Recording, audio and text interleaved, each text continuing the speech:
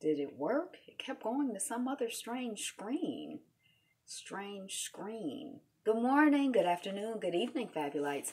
This is Angela and another installment of hashtag Be Fabulous You in February. And we're talking about love today. And I'm Angela. The channel is Be Fabulous You. We're working on 1,000 subscribers. So if you are already one of my first 1,000 subscribers, I sure appreciate you. And thank you for liking, commenting, sharing, and coming back. Yay! And if you're not, it's not too late. Go on and join the fun. Whoop, whoop. Party over here. Okay, so the first thing, or one thing that I was thinking about love, when I went to type the title, I was putting in self-love.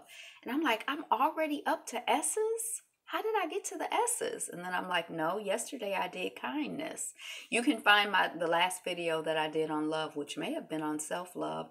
It'll be linked to this or it'll be in the comments. For some reason, I had a difficult time putting the link in yesterday's video for kindness. So I put it in the comments section. I don't know. It kept saying there was some error, some malfunction, some malfeasance. Something was going on. So yeah, I went and I'm like, self-love, how we get all the way up to the S's? It's just, this alphabet is just speeding along. If I haven't already put the link to the video in this video or in the comments, then go ahead and check out my hashtag BeFabulousYou playlist. Hashtag BeFabulousYou A to Z, and it's in my list of playlists. You'll find it there, and you can find that particular video and a whole assortment of my videos and thoughts on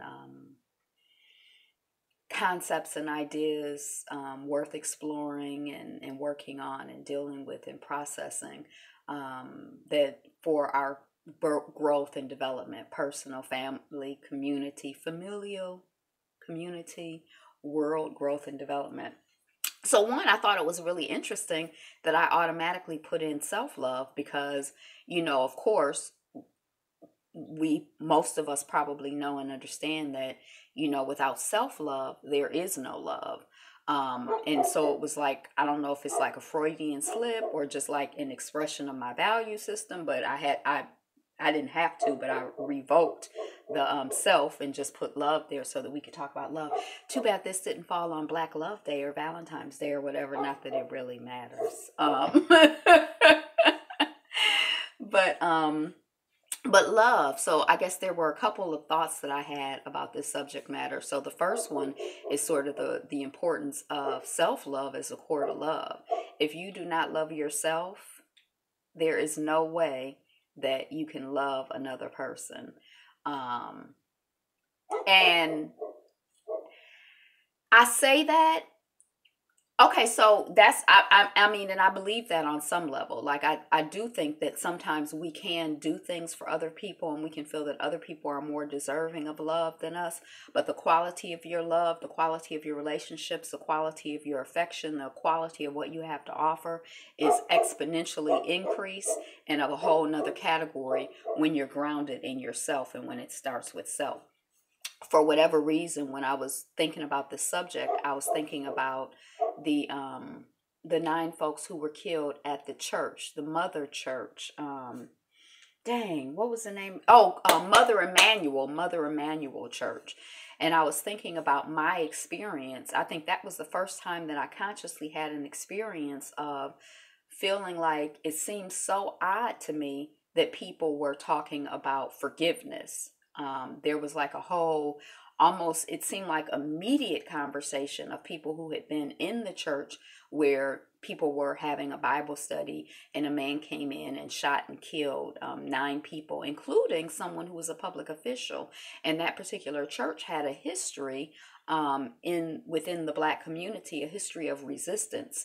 That brand of church, African Methodist Episcopalian, has a legacy of organizing and rebellion. But that particular church had a particular history. Like, the more I looked into it, I'm like, I don't think it was just like a random church that was selected at all. And I'm not sure if I'm not sure that I'm still not sure that it wasn't an assassination. I don't know, but I was kind of like, was a public official? I mean, didn't a public official make his transition in that incident?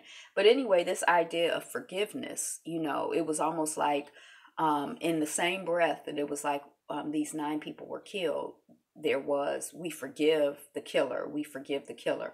And the killer, had his value system was grounded in, or seemed to be grounded in, hatred, for black people.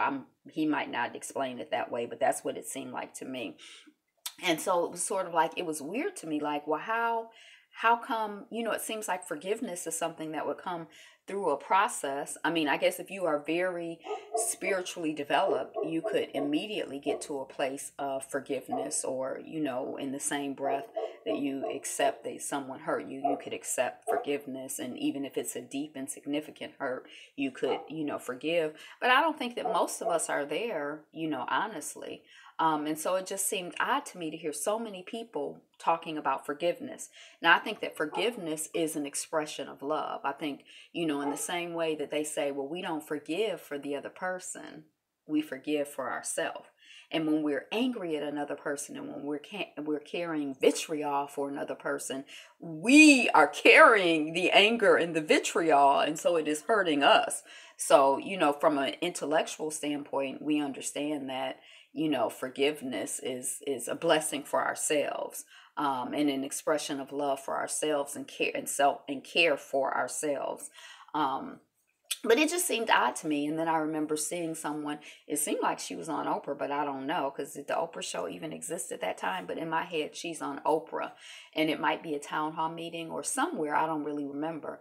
But the woman said, you have to understand that in this community, people are economically dependent upon a lot, their people's ability, or people feel that their ability to eat and live is tied to this community of, white folks who, will kill them. And so they don't have the luxury of being angry or upset, or expressing any anger or upset, because, you can't be angry, you can't bite the hand that feeds you, you can't be mad at them when you got to go to work, and you got to keep your job, and you got to pay your bills, and you got to eat, and you got to have a place to live, and you got to have clothes to wear. So we don't really have the luxury of being angry right now. Which I thought was an interesting thing. But it's also sort of like, I mean, I guess in terms of love, self-love, forgiveness, self-forgiveness, it's sort of like, how can we love and forgive them so deeply and so immediately when we have so many, I don't know if lapses in love is the right term, but when there are a lot of times when we can look at how we behave toward ourselves and toward one another that are not reflective of love. And so how do we have that much love and forgiveness to offer to someone else when we don't have that love and forgiveness to offer to ourselves? Sometimes it seems to me. And so that lets you know that it's not like a genuine, sincere, mature love, a genuine, sincere, mature forgiveness. So that was one thought that I had, about love and self-love. Another thing that I was thinking about is the experience that I had of becoming conscious of unconditional love. And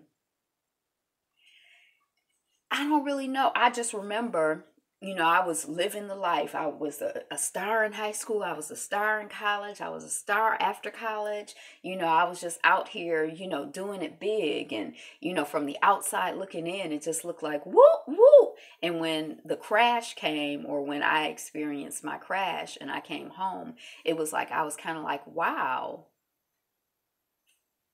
I really felt deeply and sincerely and experienced in action and in words and in, just vibration, this feeling that, my parents loved me and accepted me unconditionally. Like, they didn't love me because I had been successful in the ways that I had been. They didn't love me because I had thrived in the ways that I had thrived. They didn't love me because of all of the places that I had traveled, or the nice places that I had lived, or the, things that I had purchased, or, who I had been married to. They loved me because they loved me, and they supported me because they supported me. And I remember having that feeling, a little bit, and being able to loop back to my parents' love in my second marriage. Like just this feeling of me being mad about something. And I remember one of my clients in my consignment shop, she was so like just enamored. She seemed to be so enamored with me. She's like, I just love the way you speak, and you're married. And, it was just kind of like, I hadn't had anyone express, like adoration to me in that way, like a woman in a friendly way. Um, and she was like very, very, very, very, very, very Christian. And I remember one day we were like chit chatting, and I said something about being upset with my husband, and then she got really, really upset with me because she's like, she kind of expressed this idea that like, God put him in your life, and you're there to love him, and it was like this whole weird conversation, and I was just kind of like, uh-huh. But what I left with was thinking about unconditional love. And that was kind of like a pivotal moment in my processing of my relationship, because the same way that I felt mad and that I was feeling mad, and I was like, well, I'm not talking to him, I'm like, I could never imagine him doing the same thing to me. Like even if he was mad at me. And I thought back, to, instances with my first husband. Like I remember times when he would be mad at me. I don't know why anybody would be mad at me, but I remember us being like, out of the country one time. And well, actually, he was kind of like someone who had a tendency to get upset. He was high strung, but we were out of the country and he got upset with me, or he got upset, whatever, with the world. Hey, welcome into the chat. And, but I never felt afraid or anxious that he was going to leave me alone in a strange place. I felt like he was mad at me, and I knew he was mad, but I never felt like he was going to abandon me. Like I felt like even in his upsetness that he had a concern or a consciousness of my safety and my well-being. And so it's sort of like that looped me back to that unconditional love that I had experienced, and just, the ways in which I've had the opportunity to experience unconditional love, sometimes not even being conscious that I was experiencing it at the time that I experienced it, but with perspective and insight, being able to look back and be like, oh, that's what unconditional love feels like. So those were kind of the two things in terms of love that I wanted to talk about. Thank you for the like.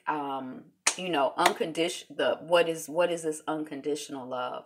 We talked just the other day about mirror work, and practicing looking in the mirror and saying, I love and accept me, I love and accept all of me, I love and accept all of me unconditionally, I unconditionally love and accept all of me. Angela, all of you is loved and accepted, whatever your variation is. And I used to do all kinds of variations, but just really kind of doing the work journal. If I think that the mirror work is really powerful, because what I've seen when I've done that type of work with other people is that sometimes our ability to look at ourselves and say certain things is really it reveals some things that maybe if you were just writing it in your journal wouldn't be revealed. But sometimes even just writing things in your journal. So just challenging you, inviting you to think about and practice love for yourself today and for other people today and always. Is your behavior towards yourself loving? Are your thoughts loving? Are your words loving? Are your actions loving? And how can you increase the love, increase the peace? How can you increase the as you become more and more conscious of the ways in which you're moving in the world and the feedback loop that you're giving to yourself, how can you be more in alignment with love? And the most basic base love is self-love, and then everything grows from there, I think. And I think there are different ways, but anyway, that's a whole nother conversation. But that's what I got today on love. You have any thoughts on love, commentary on love, ideas on love, concerns about love? Can we love people who are evil? Can we love situations that are evil? You know, here the other day, what's her name? Erica Badu said that she felt that she could find something beautiful or wonderful. I don't know. I'm not quoting her exactly in Hitler. And I've often used, and some people got really, really upset. And I've often used Hitler as an example. Although now I think that I should use King Leopold for his behavior in Congo as an example. But I've often used Hitler, like, you know, just to think about the fact that every person who's a human being, including me, whatever I think of myself, you know, I started off as a baby, you started off as a baby, you know, King Leopold started off as a baby. What's his name? I don't like calling him King, but anyway, the guy from Belgium started off as a baby. Hitler started off as a baby. You know, and when you see, just imagine that person yourself as a baby, just, you know, one coming out of the womb where you just experienced unconditional love in that, you know, ideally, you know, on some level you were taken care of, your needs were taken care of because, you know, you formed in womb enough to come into the world and survive to this point. So that's a blessing. That's love from the universe. That's universal love, you know, and your mama didn't have to sit there and be like, okay, form ears now. Okay, we're working on the brain. You know, that was the universe. That wasn't your mama doing that. But just, you know, that we all started, you know, as, you know, we come out, we're babies, you know, you know, and things happen to shift us and change us and mold us and influence us. And you know, so I feel like Hitler was born a baby. He wanted to be loved and taken care of like anybody else wanted to be loved and taken care of. So I don't know if that's like the wrong thing to say. I think King Leopold, and I actually think that we all deserve love. Now I do believe that when I'm going to start you know, in my work, my love work, that I start with myself and I move outwards. The connection says it's bad. And so it's sort of like by the time, like when I do my meditation practice and we say, may all beings be happy, may all beings, you know, feel the love, peace, and happiness that fills me and surrounds me. May all beings feel my joy. You know, living, human, non-human, four-legged, two-legged, no-legged, flying, walking, crawling, may all beings be happy. You know, and the sun doesn't shine. It's not like the sun is conditional and it's shining. The sun doesn't say, well, you know, you a mess, so I'm not going to shine on you. Or, you know, I like the rain, but some people would feel like, well, the rain is evil. Like, you know, the rain is only going on evil people. No, the rain go on everybody. And you know, so I feel like that's how I feel about love. But I do start with myself, and then I expand my circle outward. So people who are closest to me are going to be more in my consciousness and more experiencing of my love than people who, you know, so like your family, your friends, your community, you know, the black world, and you know, then you start getting, you know, into other groups of people. But I figure, you know, I think everybody deserves love. Do you think everybody deserves love? Okay, that's it. I'm doing America's Next Top Model review, and I am doing Married at First Sight review. And I'm also going to be back with notes on the news. I should be here until I get finished. So I'm going to cut off this stream. Thank you for joining in. Thank you for being here, liking, commenting, subscribing. All of those wonderful things are love and a blessing, and we receive them. We receive them and worship them and adore them and give thanks for them. Be you. Be fabulous. Be fabulous you. I tried to switch this camera this way, because I'm trying to like not get, you know, I kind of have a tendency to be rigid, so I have to try to switch it up so that I stay, you know, in good fighting condition. Today is the best day ever, Fabulites. Be you. Be fabulous. Be fabulous you. Fabulous.